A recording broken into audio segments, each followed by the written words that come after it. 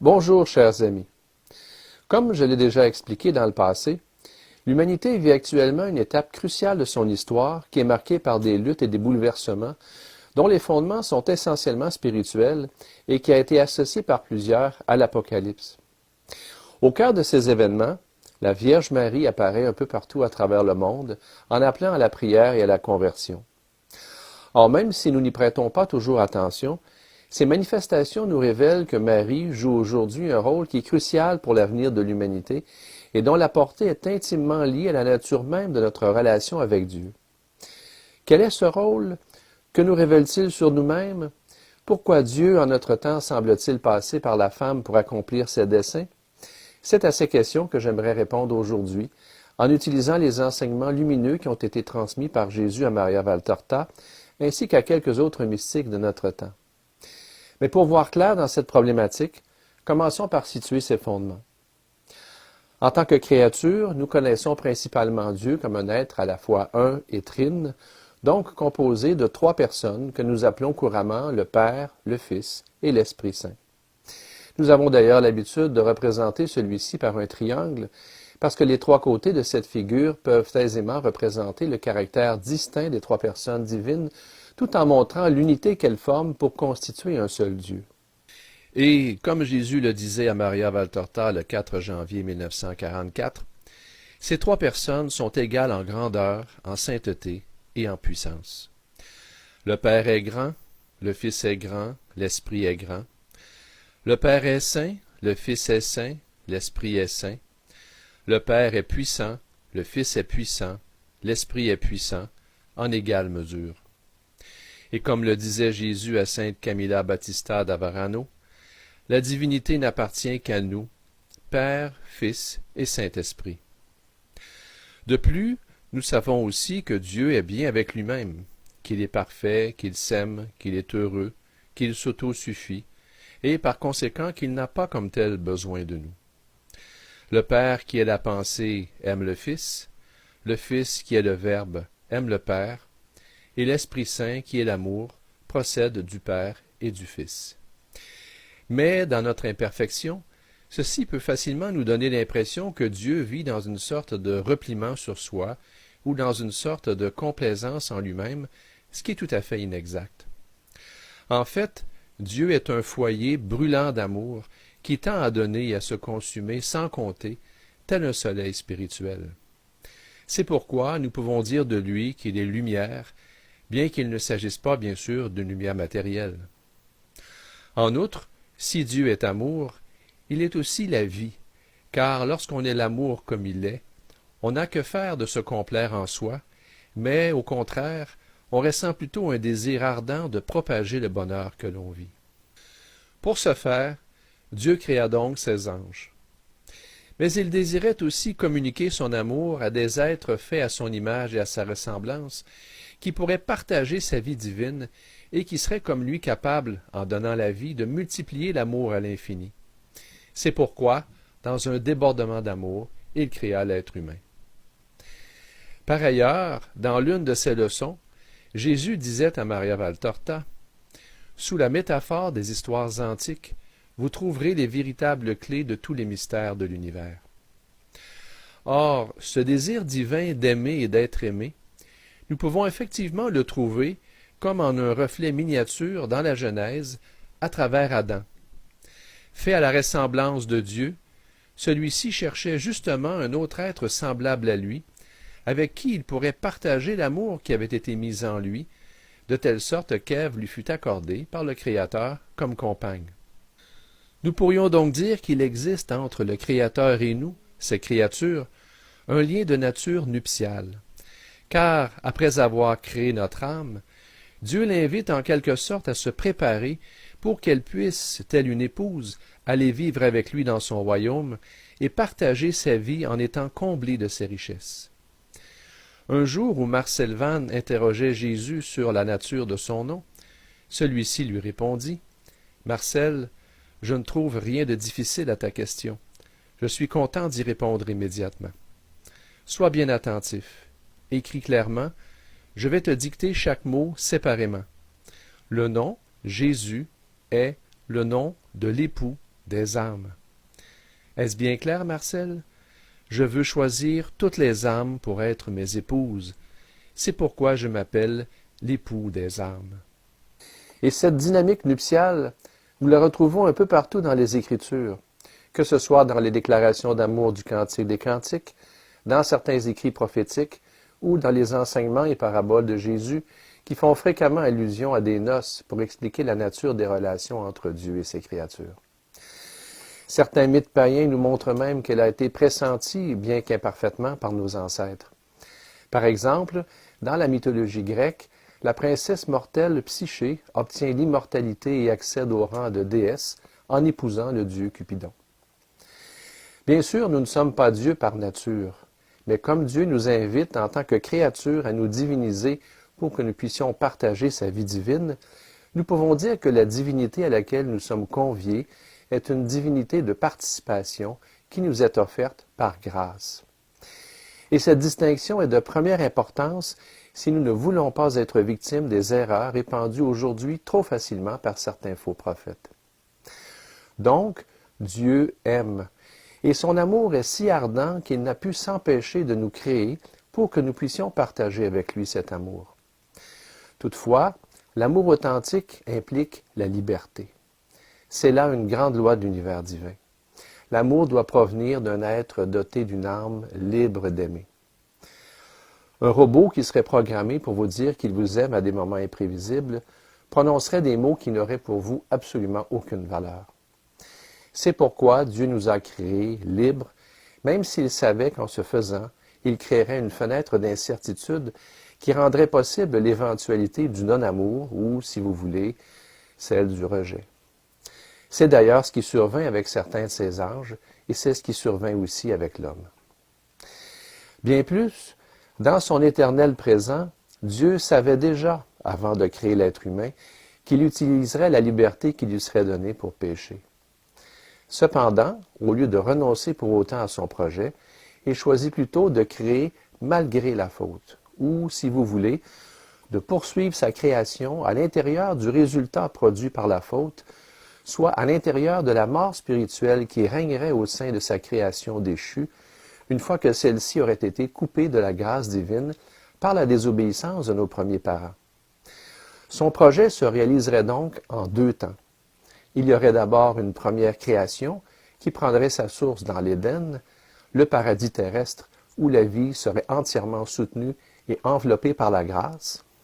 Puis, une fois que la mort spirituelle aurait envahi cette première création, il susciterait en quelque sorte en elle un second Éden, ou une seconde matrice, à l'intérieur de laquelle il sèmerait à nouveau un germe de vie divine, germe qui, en fructifiant et en répandant sa grâce, pourrait redonner vie aux êtres spirituellement morts issus d'Adam. C'est cette œuvre de recréation que nous appelons aujourd'hui la rédemption.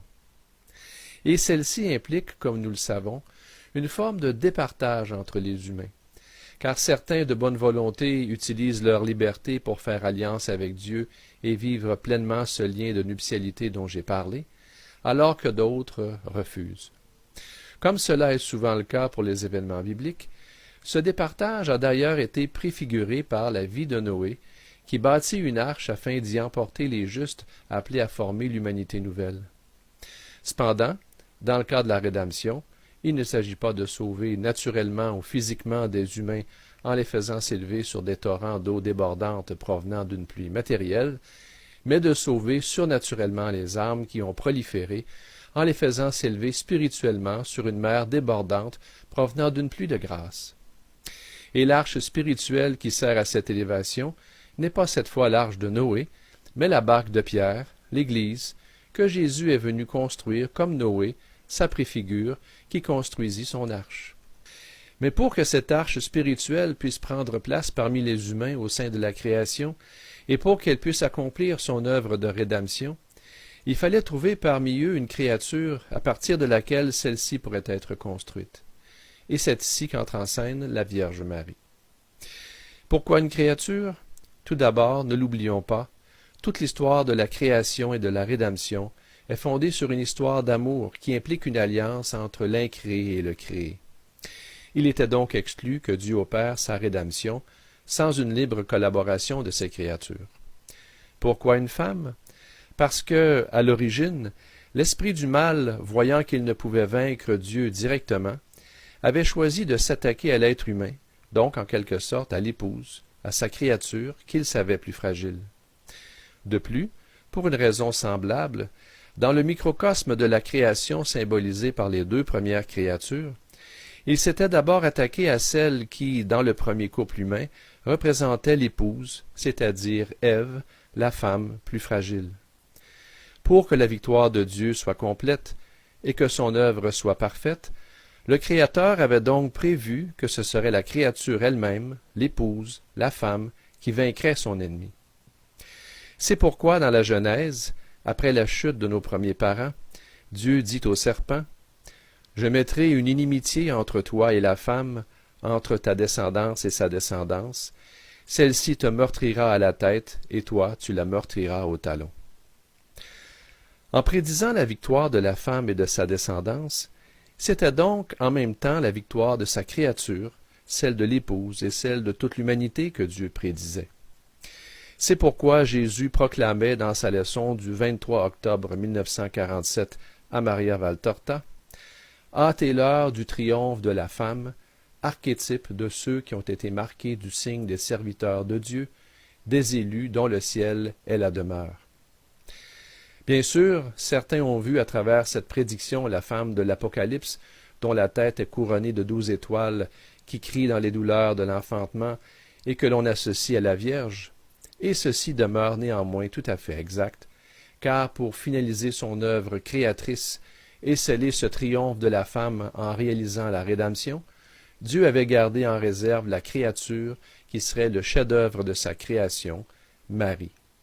C'est pourquoi Jésus affirmait aussi dans sa déclaration du 23 octobre 1947 « Hâtez l'heure du triomphe de Marie sur Satan, sur le monde, la matière, la mort, vaincue 2 fois par nous, vaincue en elle comme créature, d'une part parce qu'elle n'a pas connu la mort spirituelle du péché, d'autre part dans sa chair qui vit sans s'être corrompue. » Pour bien saisir toute la grandeur et l'importance du rôle de la Vierge, pensons qu'avant la faute, la terre dans son état édénique n'était pas comme aujourd'hui, envahie par le mal et assujettie à la rigueur des éléments naturels. Elle constituait plutôt un sanctuaire d'une beauté et d'une subtilité indescriptibles qui baignait littéralement dans la grâce divine et où tout était consacré à Dieu.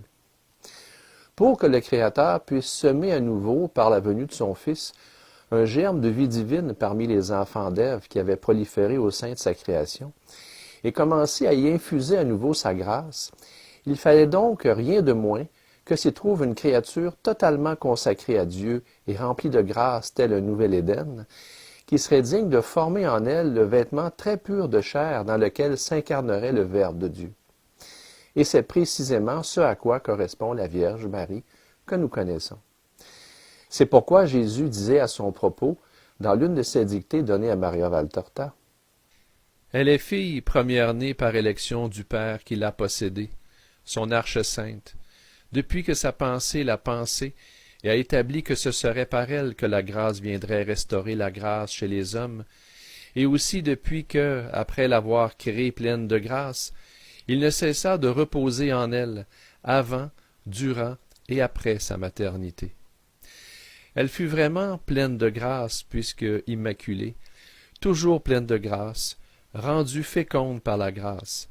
C'est en elle et par elle que la grâce incarnée et infinie prit chair et sang d'homme, et se forma dans son sein virginal, par son sang, par son œuvre exclusivement, et par l'opération de l'Esprit Saint.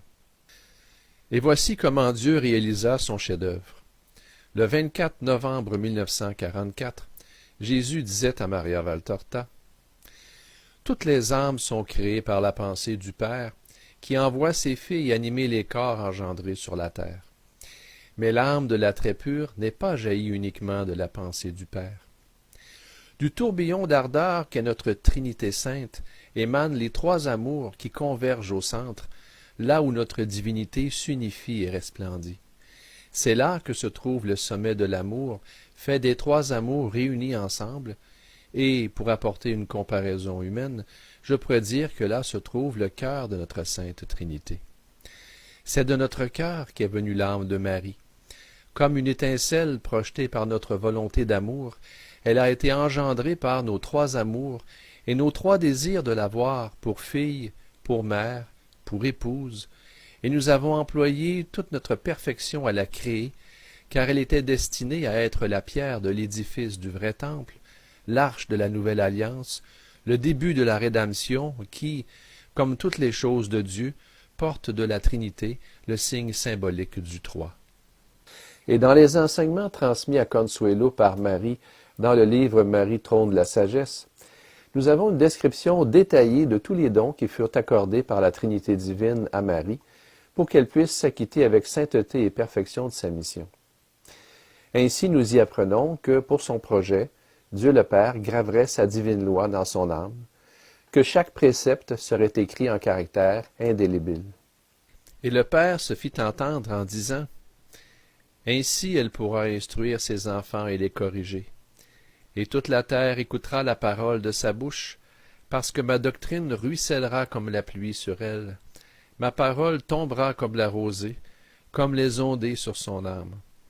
Moi-même je l'instruirai, et je parlerai à son cœur, et elle tendra son oreille pour écouter ma voix. » Puis, après avoir écouté les paroles débordantes d'amour et de tendresse du Père, le Fils, seconde personne de la Trinité, dit « Mon Père, avant de créer son âme, je la délivrerai par anticipation de la faute originelle qui, parce qu'elle est fille d'Adam, lui est inhérente. Je répandrai sur elle ma grande miséricorde. Je veux que lui soit appliqué avec la plus grande abondance les mérites infinis de la passion et de la mort que j'aurai à souffrir. L'âme d'une si belle créature ne doit pas connaître la faute, et il faudra qu'il soit impossible de trouver en elle le moindre soupçon de péché, ni même l'ombre d'une quelconque imperfection. C'est pour cela qu'avant de la créer amoureusement, je dois la racheter, et ainsi elle sera, par privilège divin, le premier fruit de la rédemption. La mère, pré-rachetée par son Fils, qu'elle hébergera généreusement en son corps virginal, sera la seule de sa race qui, étant fille d'Adam, ne contractera pas le péché originel. Puis Dieu Esprit Saint, rempli de satisfaction, acquiesça et dit « Étant mon épouse très aimée, je donnerai avec elle mon assistance à la future Église. Je veux que prenne place en son âme le trône de la sagesse, de la science et du savoir divin. Comme une pluie abondante, je répandrai sur son être dons, vertus et grâce. La foi, l'espérance et la charité seront des perles précieuses qui ceindront son front. Elle sera ornée de prudence, couronnée de justice, revêtue de force et parée de tempérance. Elle sera louée pour sa grande humilité. Elle est l'élue à cause de sa modestie. À cause de son grand amour et de sa générosité, beaucoup verront la lumière. Elle sera bénie et acclamée parmi les multitudes. Et c'est ainsi que Marie put devenir l'arche nouvelle, la matrice sainte et remplie de grâce dans laquelle la vie divine pourrait prendre place et être redonnée à l'humanité surnaturellement morte, qui était en quelque sorte enfermée dans sa matrice naturelle et séparée de Dieu. Plus précisément, Marie put, en tant que créature, sceller au nom de l'humanité, avec le Créateur, une nouvelle alliance au centre de laquelle se trouvait un Fils commun, Jésus, l'Homme-Dieu, celui qui, pour la divinité, n'a eu que le Père, et pour l'humanité, n'a eu que la Mère. Pour le rachat des âmes, Dieu donnait à l'humanité son Fils, selon la divinité, et de son côté, Marie, en tant que créature, tel un nouvel Abraham, et malgré tous les déchirements que cela supposait, acceptait de donner en notre nom à Dieu celui qui était son Fils selon l'humanité. Ainsi, à travers le consentement de Marie, l'humanité était donnée à Dieu, et Dieu donné à l'humanité. En outre, en devenant la mère du Verbe de Dieu incarné, elle se préparait à devenir, telle une nouvelle matrice, la mère de l'arche spirituelle que celui-ci établirait, l'Église, ainsi que celle de tous les humains qui désireraient en faire partie en réclamant la paternité de Dieu. Et de la même façon qu'Ève avait été la mère de tous les vivants dans la création naturelle, Marie devint surnaturellement la mère de tous les humains dans la création spirituelle. Par ailleurs, pour nous faire comprendre ce rôle privilégié de Marie, Maria Valtorta eut le 24 octobre 1947 une vision qu'elle décrit comme suit. Je vois la représentation incandescente de la Sainte Trinité, le triangle sous la forme duquel elle se montre à nos sens humains. Marie se tient au centre de ce signe divin et resplendissant, sous son aspect glorifié le plus éclatant. Je ne l'ai jamais vue aussi belle et aussi glorieuse. Une flamme d'une blancheur qui se détache sur le foyer ardent du Dieu un et trine. Tout en elle est lumière. Son corps, son visage, ses mains, ses vêtements. Lumière, lumière. Quelle lumière douce et puissante, quelle beauté lumineuse chez Marie. Quelle éternelle jeunesse, incorruptible chez la bienheureuse Vierge Mère. Et quelle humilité, quelle prière. Elle a les mains croisées sur la poitrine comme à l'Annonciation, le visage levé haut pour regarder le sommet rayonnant de l'amour un et trine, et pourtant tout est humilité en elle. Le lys est moins blanc qu'elle, le soleil et la lune moins rayonnants. Elle est contenue dans le triangle divin jusqu'à hauteur des hanches. Le reste de son corps, ses jambes, enveloppées du vêtement du paradis, se détachent sur l'éclat de l'empyrée. La voix du Père éternel dit « C'est ainsi que Marie est en nous. » Que les savants en théologie comprennent le sens et le contenu de cette vision sur le pouvoir et la connaissance de Marie, à qui tout l'amour se donne, à qui toute la sagesse se révèle, et devant qui toute la puissance s'incline pour l'exaucer. Maria Valtorta explique alors en ces mots ce qu'elle comprend de cette vision. J'ai dit que Marie, toute glorieuse, est contenue dans le triangle divin jusqu'à hauteur des hanches. Non pas que Marie soit plus grande que la représentation de la sainte unité et trinité de Dieu. Cette dernière est bien plus grande, bien plus splendide que Marie, pourtant resplendissante. Mais je crois que le Très-Haut veut me montrer cette vision pour me faire comprendre que Marie est grande, très grande, la seconde après Dieu qui est le premier, mais sans être comme Dieu, qui est immense, infini. Marie m'apparaît comme cela dans le triangle divin, mais comme s'il veillait sur elle, l'étreignait de ses éclairs d'amour comme sa créature préférée à tous les enfants des hommes, mais qui reste une créature. Comme nous le voyons, nous ne devons pas commettre l'erreur de ceux qui ont voulu banaliser le rôle de Marie en la présentant comme un être humain parmi tant d'autres, ou de ceux qui, à l'opposé, l'ont mise hors de notre portée en faisant une déesse qui serait à l'égal de Dieu et que nous pourrions adorer. D'ailleurs, si Marie avait été Dieu, elle n'aurait pas affirmé, comme elle l'a déjà fait, qu'elle ne l'était pas. De plus, elle n'aurait pas adoré son Fils à sa naissance et elle n'aurait pas non plus pu faire alliance avec le Créateur, car Dieu ne s'adore pas lui-même et n'a pas besoin de faire alliance avec lui-même. Par ailleurs, nous qui voyons Marie resplendissant ainsi, en tant que créature et épouse, dans sa participation à la vie de la Trinité divine, nous pouvons nous demander comment nous devrions, de notre côté, préparer notre âme à vivre ce lien nuptial, ce partage de la vie divine avec l'époux. Or, nous savons que dans le mariage, les époux se donnent mutuellement l'un à l'autre. Mais pour des noces éternelles de nature spirituelle, qu'est-ce qu'une créature peut bien avoir à donner à son Créateur quand elle sait que lui est le tout, que c'est lui qui l'a créé, et qu'au fond, tout ce qu'elle est et ce qu'elle a, elle a entièrement reçu de lui. Comme le souligne très justement saint Paul, qu'avons-nous que nous n'ayons reçu? Le Créateur et la créature ont en fait, en tant qu'époux, deux manières différentes de s'aimer et de se donner l'un à l'autre. Dieu est l'infini, et nous, en tant que créatures divines, que nous en soyons conscients ou non, nous avons soif d'infini. Dieu est l'amour, et nous, créatures, nous avons soif de l'amour. Cette eau vive dont parlait Jésus à la Samaritaine. Dieu est plénitude, et nous, créatures, nous avons soif de plénitude. Si, en tant que créatures, nous aimons vraiment Dieu, nous ne désirerons donc pas nous substituer à lui comme tentant de le faire Lucifer. mais nous souhaiterons plutôt lui donner toute la place pour l'accueillir et pour qu'il puisse venir habiter en nous. C'est d'ailleurs ce à quoi en était arrivé saint Paul lorsqu'il disait « Et si je vis, ce n'est plus moi qui vis, mais le Christ qui vit en moi. » Quant à Dieu, lui, il désire justement venir habiter en nous pour nous saturer de son amour et nous combler de ses richesses. C'est pourquoi Jésus affirmait dans ses enseignements « Si quelqu'un m'aime, il observera ma parole, et mon Père l'aimera. Nous viendrons à lui, et nous ferons en lui notre demeure. » Et si cette manière de laisser à Dieu toute la place peut donner l'impression de conduire à une forme d'anéantissement, nous ne devons pas nous leurrer.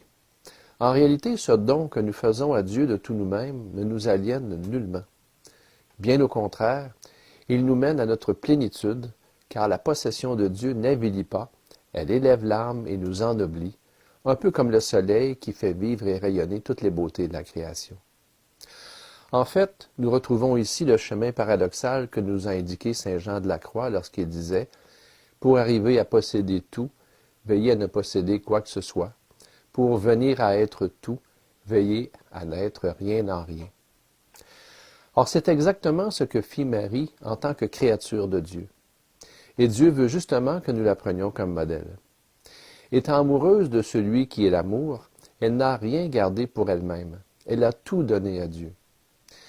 C'est que la Vierge ne fut pas vierge simplement parce qu'elle ne connut point d'homme, mais elle le fut aussi et surtout parce qu'elle ne s'est jamais compromise avec quoi que ce soit qui n'était pas de Dieu. En fait, Marie n'a jamais, ne serait-ce qu'un instant, jeté un regard de contentement sur elle-même, mais elle a toujours gardé ses yeux et son cœur rivés sur Dieu. Bien plus, elle a accompli parfaitement en elle ce que Dieu désirait à l'origine pour ses créatures, en lui donnant la chose la plus précieuse qu'il pouvait attendre d'elle, c'est-à-dire sa volonté.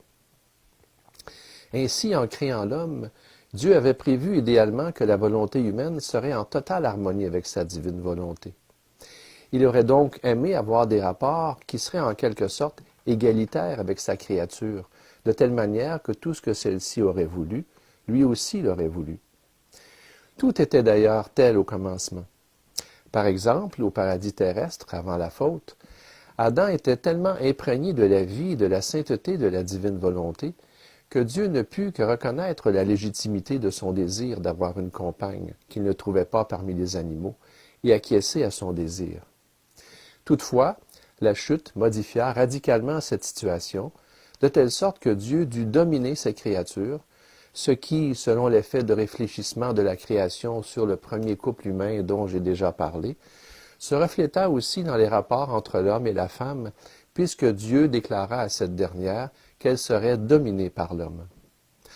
Or, lorsque nous examinons la relation qui unissait Marie à Dieu, nous pouvons constater que la volonté de la Vierge a toujours été en parfaite correspondance avec la volonté de Dieu.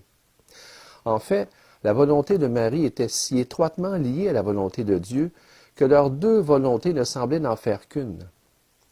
Dans les leçons données à Luisa Picaretta et relatées dans le très bel écrit « La Vierge Marie dans le royaume de la divine volonté », la Vierge décrivait justement en ces termes les mystérieux échanges qu'il y avait entre son âme et Dieu après sa conception, mais avant sa naissance sur terre.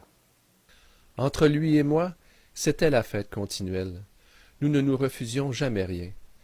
Je ne lui ai jamais rien refusé, et il ne m'a jamais rien refusé. Et elle ajoute un peu plus loin. J'étais tellement identifié avec mon Créateur que je me suis senti comme investi de la royauté divine. Je ne savais pas distinguer de séparation entre mon Créateur et moi. La divine volonté qui m'animait était la même qui animait les divines personnes. Elle nous rendait inséparables.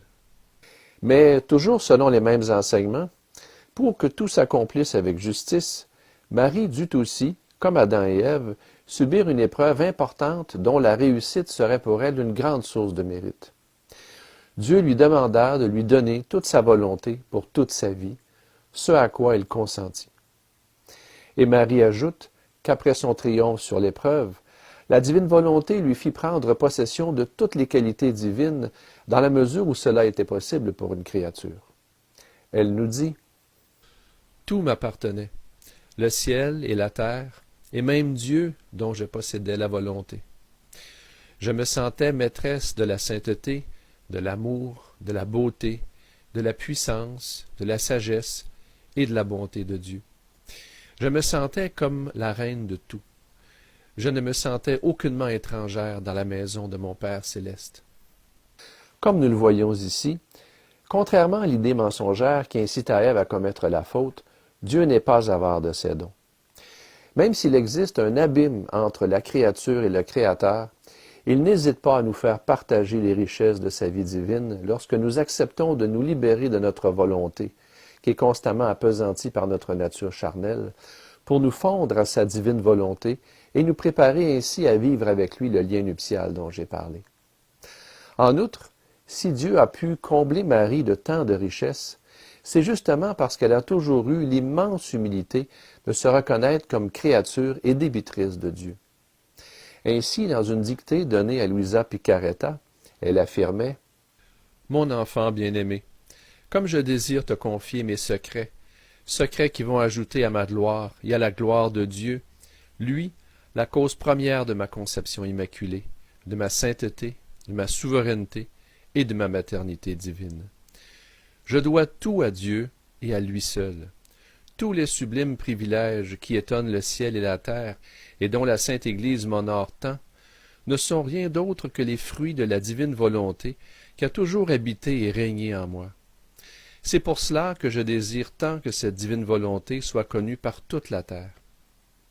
Aussi, telle que nous l'apprenons à travers les visions évangéliques de Maria Valtorta, un jour où Judas exprimait sentencieusement à Marie la vénération qu'il avait pour elle, elle s'empressa de lui répondre en lui indiquant Jésus. Pour lui, je suis parce qu'il est, je ne veux rien pour moi.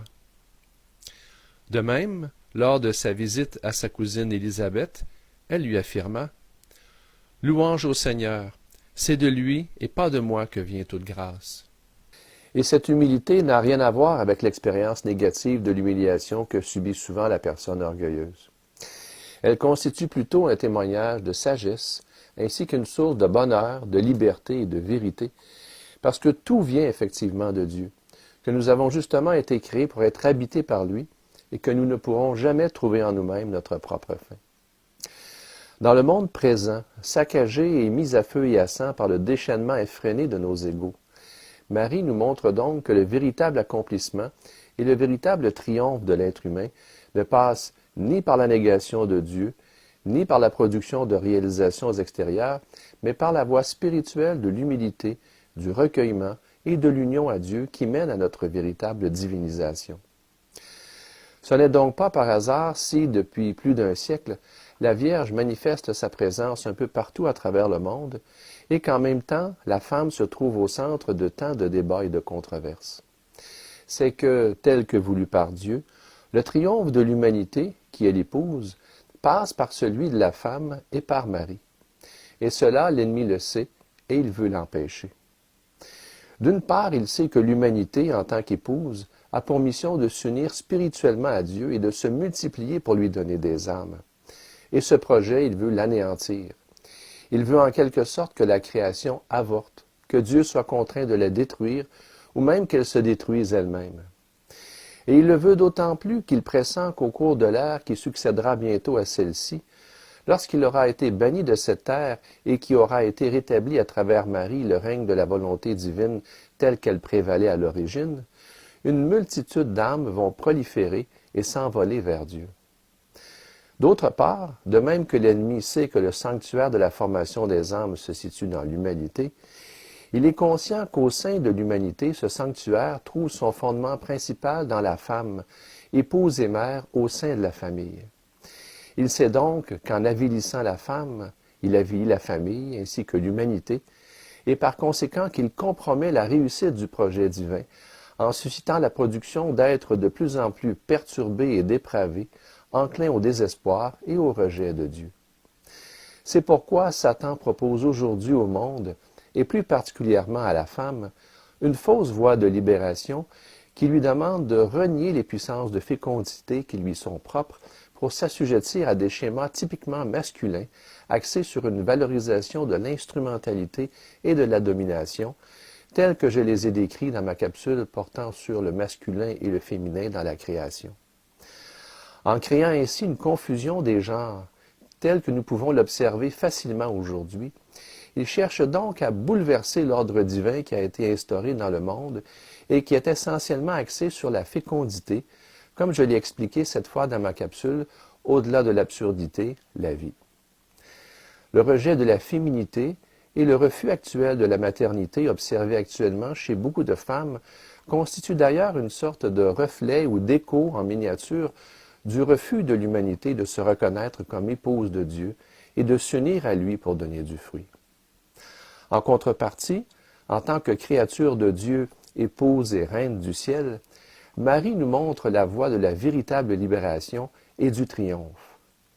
Elle qui est dite puissante comme une armée rangée en bataille et qui a pour mission d'écraser la tête du serpent, nous montre que les enjeux des bouleversements actuels sont essentiellement spirituels et que paradoxalement, notre puissance et notre victoire passent par l'accomplissement de notre vocation première qui est de nous unir à Dieu. À notre monde dans lequel règne l'anxiété et la peur, Marie montre le chemin de la foi en Dieu. À notre monde féru de pouvoir et de contrôle, Marie enseigne le rôle primordial de l'abandon à la volonté divine. À notre monde imbu de lui-même, où beaucoup veulent accumuler des biens et obtenir les premières places pour être mis en valeur, Marie montre la grandeur du don de soi et de l'humilité. À notre monde rempli d'agitation et tout tourné vers l'extérieur, Marie montre la valeur du recueillement et de la prière. À notre société rongée par la sensualité et la corruption, Marie montre la valeur de la pureté du corps et de l'esprit. À notre monde où beaucoup souffrent à cause de la violence et de l'incompréhension, Marie montre toute la valeur de la tendresse et de la compassion. Et toutes ces choses qui peuvent sembler aujourd'hui si difficiles à atteindre, Marie peut nous les obtenir si nous nous mettons à son écoute.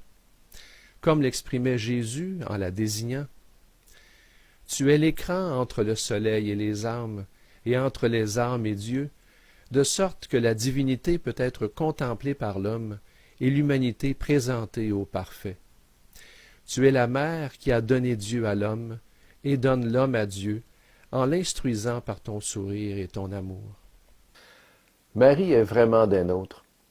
Elle est une créature née de l'union de deux êtres humains, mais une créature qui a été choisie et comblée par Dieu afin qu'elle puisse être notre mère spirituelle. Il y a donc en elle des trésors de grâce qui ne demandent qu'à nous être prodigués, pour peu que nous acceptions de lui appartenir en la choisissant comme notre mère spirituelle. Or, choisir Marie comme mère, cela signifie accepter comme elle de vivre dans une foi et un abandon inconditionnel en la volonté de Dieu, en lui laissant toute l'initiative de réaliser en nous ce qui peut sembler impossible. Et cela veut dire aussi connaître la douceur et le bonheur d'être totalement habité par Dieu. Ce n'est donc pas sous le simple effet du hasard si nous avons donné jusqu'à maintenant à la Vierge de si nombreuses dénominations et si tant de lieux lui sont actuellement dédiés. C'est que toute notre planète est appelée à lui être consacrée en tant que créature mère. Et ce n'est que lorsque celle-ci régnera ainsi par toute la terre, en l'imprégnant de ses parfums d'humilité et de sainteté, que nous obtiendrons enfin la paix. L'ennemi aura alors été mis en fuite, et ce sera la victoire de Dieu, victoire qui, conformément à sa volonté, se réalisera à travers la victoire de ses créatures. Je vous rappelle en terminant que, pour être informé de la sortie de mes prochaines capsules, il vous suffit de vous abonner en cliquant à l'endroit approprié ci-dessous, ainsi que sur la petite cloche qui vous permet de recevoir des notifications pour chaque vidéo mise en ligne. N'hésitez pas non plus, si vous le désirez, à me faire part de vos questions et impressions en allant sur le site de Lumière Nouvelle ou en utilisant les fonctionnalités de commentaires ci-dessous. Bonne réflexion et à bientôt.